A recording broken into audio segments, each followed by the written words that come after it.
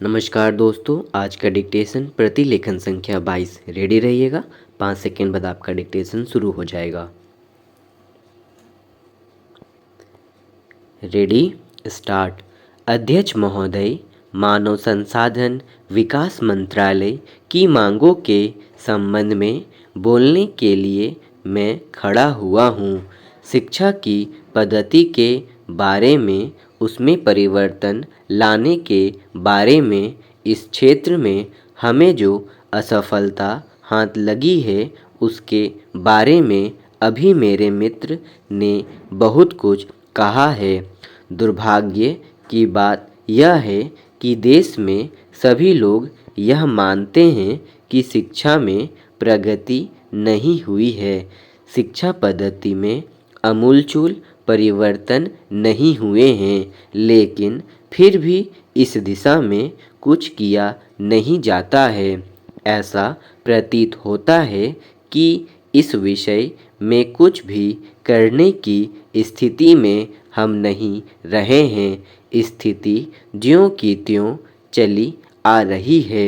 इतना होने पर भी शिक्षा की मद पर होने वाला जो खर्च है और जो उसके लिए धनराशि आवंटित की गई है वह भी बहुत थोड़ी है। लेकिन उस पर ना जाकर मैं आपका ध्यान इस ओर दिलाना चाहता हूँ कि मर्ज बढ़ता ही गया ज्यों-ज्यों दवा की वाली कहावत ही आचरितार्थ हो रही है। जितने ज़्यादा आयोग और समितियाँ बैठी और जितनी ज़्यादा शिक्षा पद्धति के बारे में छानबीन की गई, उतनी ही ज़्यादा बीमारी बढ़ती गई। बीमारी का इलाज ना होकर और भी खराबियाँ पैदा होती गई।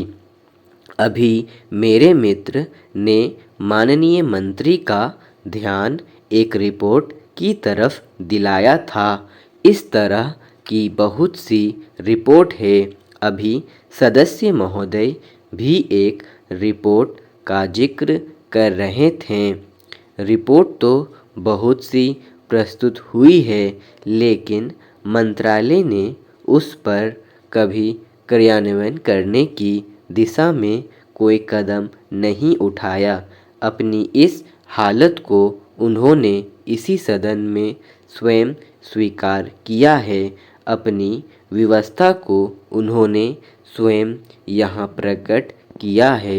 इस विषय पर और अधिक न कहकर मैं आज के दिन मानव संसाधन विकास मंत्रालय का ध्यान दो विशेष विषयों की तरफ दिलाना चाहता हूँ। पहली बात तो मैं हिंदी के बारे में कहना चाहता हूँ। मंत्रालय का काम हिंदी का प्रसार और प्रचार करना है। हिंदी हमारे देश की राष्ट्रभाषा है। संविधान ने उसको राष्ट्रभाषा का स्थान दिया है, लेकिन हिंदी को वह स्थान अभी तक भी ठीक से प्राप्त नहीं हुआ है। इसके कई कारण हो सकते हैं। एक कारण हिंदी प्रेमियों का अधिक उत्साह हो सकता है। दूसरा, दलगत राजनीति से प्रभावित होकर राजनेताओं का भाषा के बारे में अपनाया गया दृष्टिकोण हो सकता है।